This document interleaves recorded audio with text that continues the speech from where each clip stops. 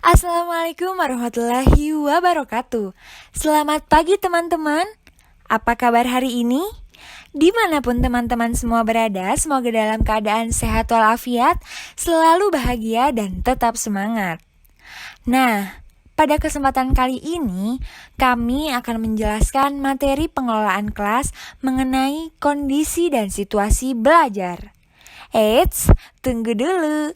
Ada pepatah tak kenal maka tak sayang. Maka dari itu, perkenalkan kami dari kelompok 1 PGSD 5C Universitas Pendidikan Indonesia Kampus di Sumedang. Dengan nama anggota terlampir pada slide 2. Nah, bagaimana teman-teman? Sudah siap menyimak penjelasan materi pada hari ini? Simak slide-slide berikut ini ya.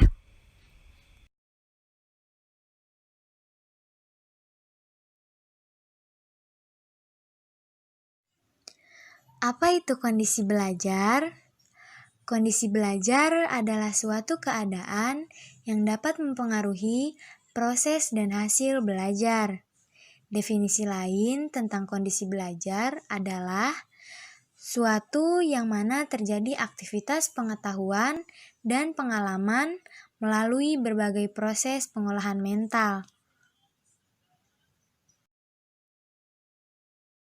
Gagne dalam bukunya Condition of Learning menyatakan, the occurrence of learning inferred from a difference in human beings' performance before and after being placed in a learning situation.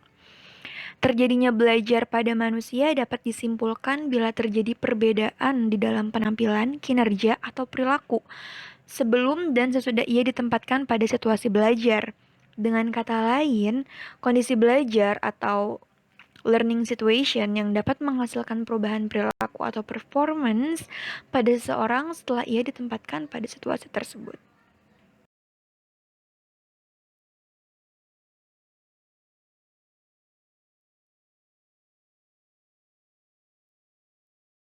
Kondisi fisik.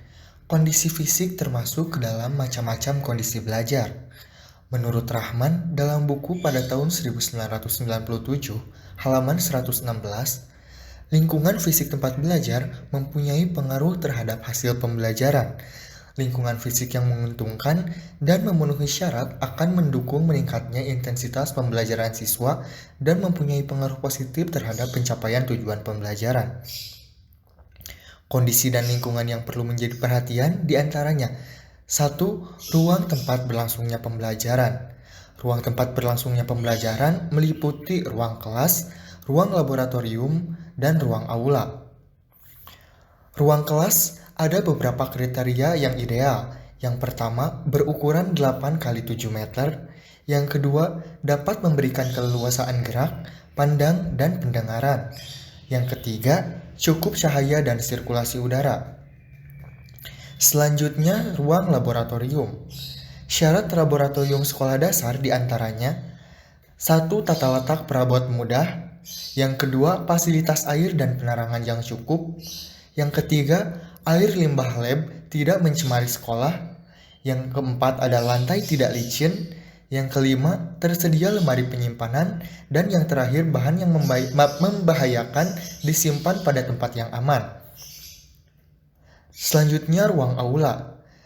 Sebaiknya, ruang aula dilengkapi dengan peralatan sebagai berikut. Yang pertama, panggung pertunjukan. Yang kedua, dinding ruangan dilapisi alat peredam suara. Yang kedua, pengaturan tempat duduk. Guru dalam mengatur tempat duduk disesuaikan dengan tujuan pembelajaran yang hendak dicapai. Ada beberapa hal yang harus diperhatikan guru dalam mengatur posisi tempat duduk. Yang pertama, aksesibilitas, sehingga dapat memudahkan siswa dalam memperhatikan guru dan menjangkau sumber belajar yang tersedia. Yang kedua, mobilitas. Mobilitas diharapkan memudahkan pergerakan siswa untuk bergerak dari satu tempat ke tempat lainnya. Yang ketiga, interaksi. Tempat duduk harus bisa memudahkan interaksi antara guru dan siswa. Yang keempat, variasi kerja siswa. Sehingga siswa dapat bekerja sama dengan kelompok yang berbeda, sehingga tidak monoton atau dengan siswa itu saja. Selain itu, Guru dalam menentukan posisi tempat duduk, ada beberapa faktor yang harus diperhatikan. Yang pertama, siswa yang lambat memahami pembelajaran ditempatkan di depan atau di dekat dengan guru. Yang kedua, siswa yang pintar duduk dengan siswa yang kurang pintar. Yang ketiga, merolling tempat duduk. Selanjutnya ada beberapa kemungkinan pengaturan tempat duduk siswa. Yang pertama, letter U. Yang kedua, letter O. Yang ketiga, berkelompok. Yang keempat, auditorium. Dan yang terakhir, berhadapan. Ketiga, ventilasi dan pengaturan cahaya. Ventilasi harus cukup menjamin kesehatan siswa untuk belajar di kelas yang nyaman. Jendela harus cukup agar cahaya matahari dan udara dapat masuk ke dalam kelas. Kemudian ada kondisi sosioemosional. Kondisi sosioemosional meliputi hal berikut. Pertama, tipe kepemimpinan. Tipe kepemimpinan guru di kelas akan besar pengaruhnya terhadap perilaku siswa. Tipe kepemimpinan demokratis lebih memungkinkan terbinanya sikap persahabatan guru dan siswa dibandingkan dengan tipe otoriter. Kedua, sikap guru. Sikap guru merupakan sikap yang diperlihatkan guru di depan dan di luar kelas yang akan mempengaruhi mood anak. Sikap yang baik sebagai seorang guru, bapak atau ibu, kakak, orang dewasa yang tentunya memberikan bimbingan tentunya adalah hal paling baik diperlihatkan. Ketiga, suara guru. Suara guru hendaknya disesuaikan dengan kebutuhan dan kondisi kelas. Kemudian yang terakhir, keempat, pembinaan hubungan baik.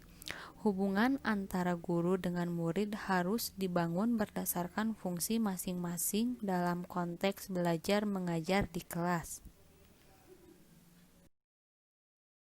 Nah, kondisi yang selanjutnya yaitu kondisi organisasional.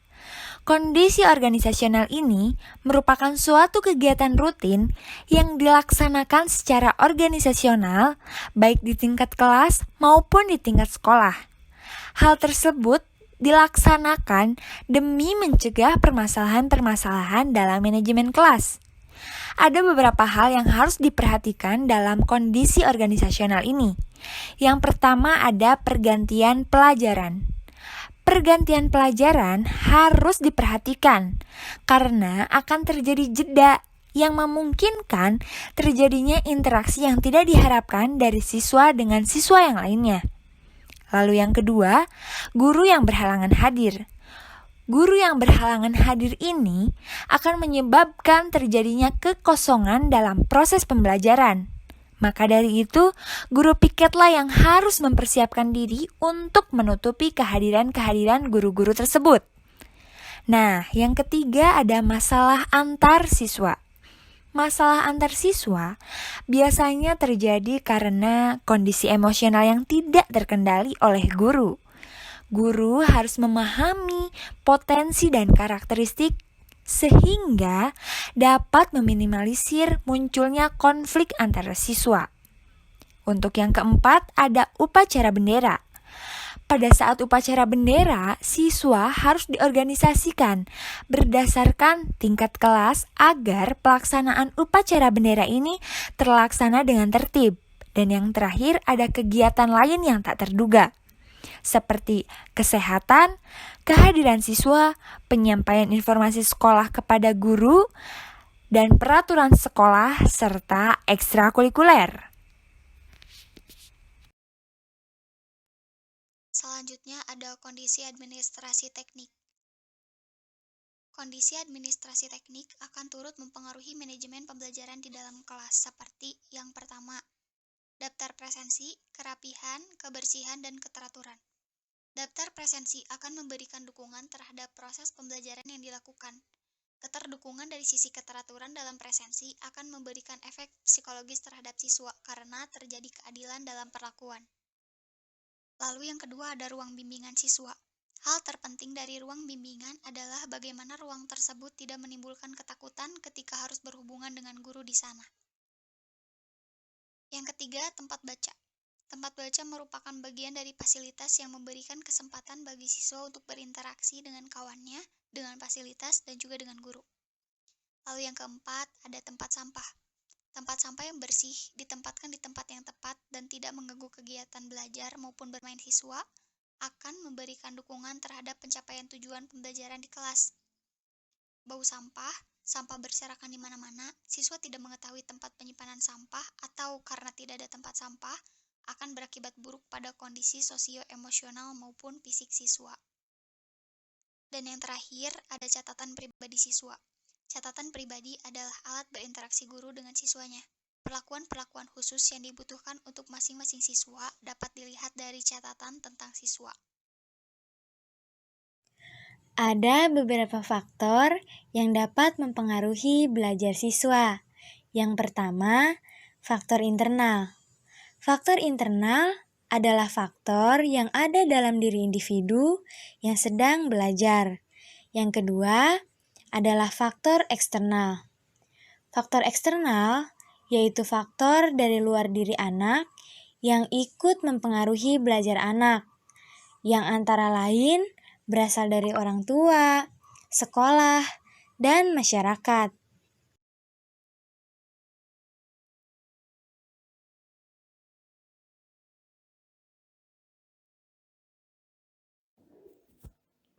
Faktor internal yang mempengaruhi belajar siswa. Faktor internal adalah faktor yang ada di dalam diri individu yang sedang belajar. Faktor internal dapat dikelompokkan ke dalam 3 faktor. Yang pertama, faktor jasmani. Faktor jasmani terdiri atas 1. Faktor kesehatan, di mana proses belajar seseorang akan terganggu jika kesehatannya juga sedang terganggu. Seseorang dapat belajar dengan baik haruslah mengusahakan kesehatan badannya agar tetap terjamin dengan cara selalu mengindahkan ketentuan-ketentuan tentang bekerja, belajar, istirahat, makan, tidur, dan beribadah. Selanjutnya, cacat tubuh. Cacat tubuh adalah sesuatu yang menyebabkan kurang baik dan kurang berfungsinya tubuh atau badannya. Cacat tersebut dapat berupa buta, setengah buta, tuli, setengah tuli, patah kaki, patah tangan, dan lain-lain. Faktor psikologis sekurang-kurangnya ada 7 faktor. Yang pertama, inteligensi adalah kecakapan yang terdiri dari kecakapan untuk menghadapi dan menyesuaikan ke dalam situasi yang baru dengan cepat dan efektif. Yang kedua, perhatian adalah keaktifan jiwa yang tinggi. Jiwa itu pun semata-mata tertuju kepada suatu objek, benda, atau hal, atau sekumpulan objek.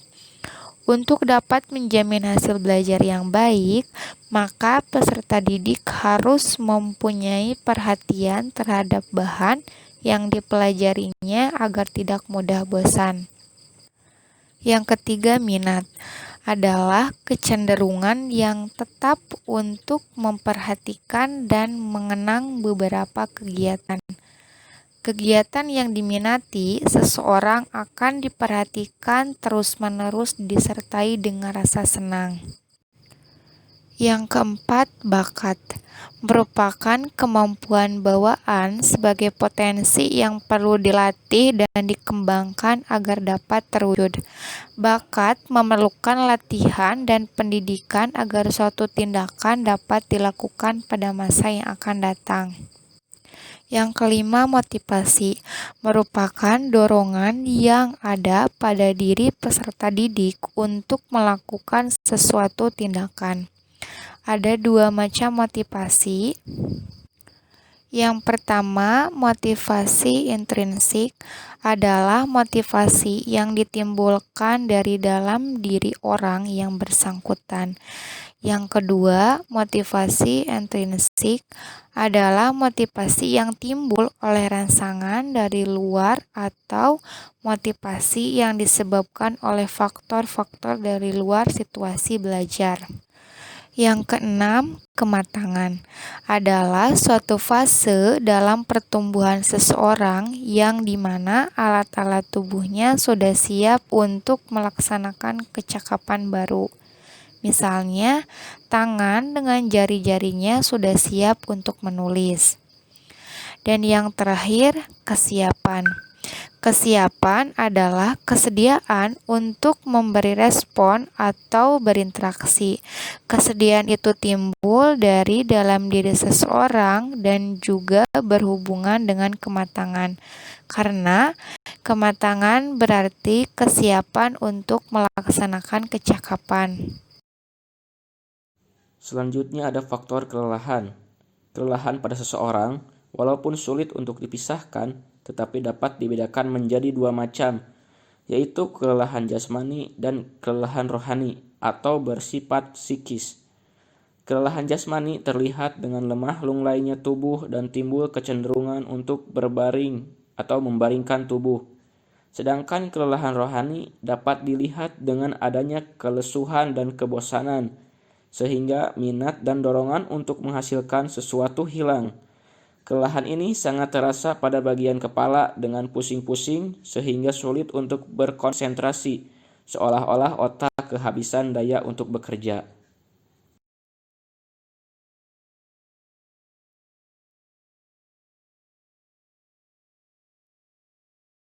Faktor eksternal yang mempengaruhi belajar peserta didik. Faktor eksternal, yaitu faktor dari luar diri anak yang ikut mempengaruhi belajar anak, yang antara lain berasal dari orang tua, sekolah, dan masyarakat. Yang pertama, faktor yang berasal dari orang tua. Faktor yang berasal dari orang tua, utamanya adalah cara mendidik orang tua terhadap anaknya.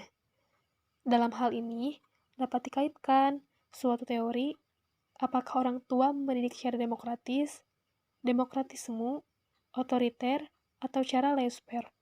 Cara atau tipe mendidik yang demikian masing-masing mempunyai kebaikan dan ada pula kekurangannya.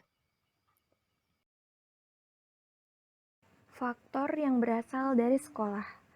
Faktor yang berasal dari sekolah dapat berasal dari guru, mata pelajaran yang ditempuh, dan metode yang diterapkan. Faktor guru banyak menjadi penyebab kegagalan belajar anak, yaitu yang menyangkut kepribadian guru, kemampuan mengajarnya terhadap mata pelajaran. Karena kebanyakan anak memusatkan perhatiannya kepada yang diminati saja, sehingga mengakibatkan nilai yang diperolehnya tidak sesuai dengan yang diharapkan. Keterampilan, kemampuan, dan kemauan belajar anak tidak dapat dilepaskan dari pengaruh atau campur tangan orang lain. Oleh karena itu sudah menjadi tugas guru untuk membimbing anak dalam belajar. Faktor yang berasal dari masyarakat. Anak tidak lepas dari kehidupan masyarakat. Faktor masyarakat bahkan sangat kuat pengaruhnya terhadap pendidikan anak. Pengaruh masyarakat bahkan sulit dikendalikan, mendukung atau tidak mendukung perkembangan anak. Masyarakat juga ikut mempengaruhi. Nah, bagaimana teman-teman? Apakah sudah disimak dengan baik? Itu tadi merupakan materi mengenai kondisi dan situasi belajar. Semoga materi yang kami sampaikan bisa tersampaikan dengan baik. Kami dari kelompok 1 mengucapkan terima kasih banyak atas segala partisipasi dari teman-teman semua. Kami mohon maaf apabila terdapat kesalahan dan kekurangan. Sampai bertemu di lain waktu. Wabillahi taufiq wal hidayah. Wassalamualaikum warahmatullahi wabarakatuh.